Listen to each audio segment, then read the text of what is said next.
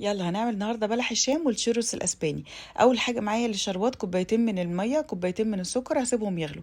بعد كده بلح الشام كوبايتين من الميه، ربع كوبايه من الزيت، رشه ملح، معلقه ونص من السكر، كمان معايا قطعه من الزبده. للمكونات الجافه كوبايتين من الدقيق، رشه فانيليا، رشه ملح. لما الميه بتاعت بلح الشام تغلي هنزل بالدقيق واطفي النار واقلبه كويس قوي لحد ما الدقيق يتداخل ويبرد خالص، واول ما يبرد احط الثلاث بيضات. بعد كده اقلبه كويس قوي لحد ما القوام يبقى ناعم. بعد كده احط معلقه من النشا، كمان احط معلقتين من دقيق السميد عشان يبقى مقرمش وحلو.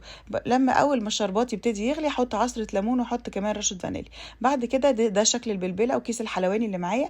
اعبي بقى المقدار اللي معايا في الكيس، وبعدين على زيت بارد ابتدي اشكل وانزل بقى في الزيت زي ما احنا شايفين. ولو هعمل شيروس بطول البلح الشام شويه، وبعدين اول ما يستوي انزل بقى بالحاجات دي في الشربات اللي معايا ما بيكونش لا تقيل ولا خفيف، بيكون وسط. وده شكله بعد ما استوى طري من جوه وكمان مقرمش من بره. والشيروس